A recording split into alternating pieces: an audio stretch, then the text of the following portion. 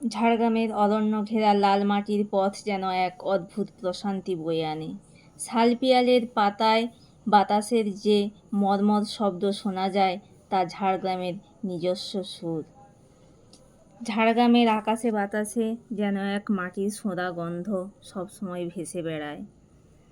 চলুন আজ আমরা ঝাড়গ্রামকে সাক্ষী রেখে একটি নতুন রেসিপি দেখে নিই।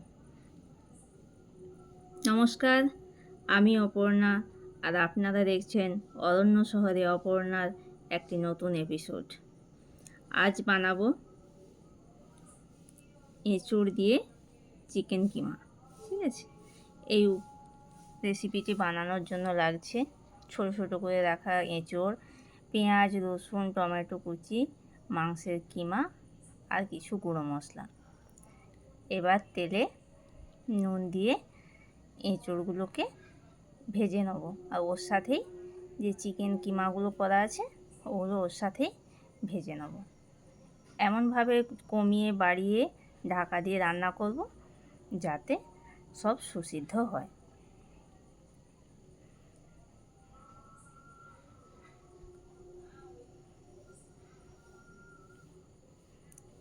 মাংসর টুকরোগুলো ঠিক যেমন সাইজের, এঁচোড়গুলো ঠিক তেমনি যেমন সাইজ থাকে, তাহলে ভালো লাগবে দেখতে রান্নাটা। রান্না তো শুধু খেতে সুন্দর হলে হবে না, তার দেখারও একটা সৌন্দর্য আছে, সেটা মাথায় রেখে আমাদের সমস্ত প্রস্তুতি নিতে হবে। দেখুন কেমন সুন্দর দেখাচ্ছে। এবার ভাজা হয়ে গেছে। এবার একটি প্যানে আবার ঘুরে তেল দিয়ে দিলাম। এই তেলের মধ্যে কিছুটা গরম মশলা, শুকনো লঙ্কা ফোড়ন দিয়ে দেবো। এবার একে একে পেঁয়াজ, আদা, রসুন, টমেটো আর গোটা কাঁচা লঙ্কা, চেরা কাঁচা লঙ্কা দিয়ে দেবো। ওগুলো আলতো হাতে ভেজে নেব। বেশ সেদ্ধ সেদ্ধ হয়ে আসলে, ভাজা হয়ে আসলে, সোনালি রং ধরলে পেঁয়াজগুলো ওর মধ্যে দিয়ে দেবো লঙ্কা গুঁড়ো, আদা বাটা, হলুদ গুঁড়ো, গরম মশলার গুঁড়ো আর একটুখানি জল দিয়ে এবার মশলাটা কষিয়ে নেব। আর আঁচ সবসময় লো টু মিডিয়াম ফ্লেমে থাকবে। এইভাবে কষিয়ে নেব। কষানো হয়ে গেলে এর মধ্যে দিয়ে দেবো আর একটু জল।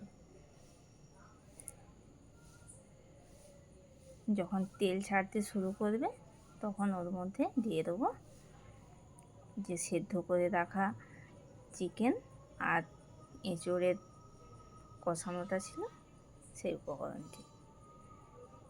এবার ওগুলোকে ভালো করে মশলার সাথে মিশিয়ে নেব।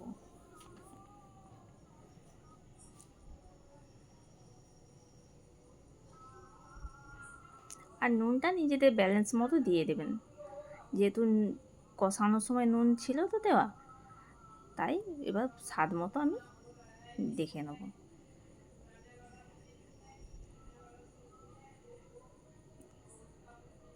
এইভাবে আলতো হাতে নেড়ে ঢাকা দিয়ে কমিয়ে বাড়িয়ে রান্না করব।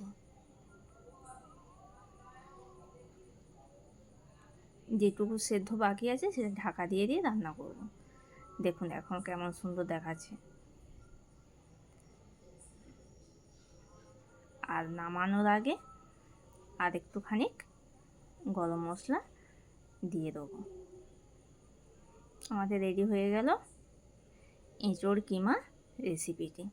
চলুন এবার এটাকে পরিবেশনের জন্য নামিয়ে দিই। ভারী সুন্দর দেখাচ্ছে।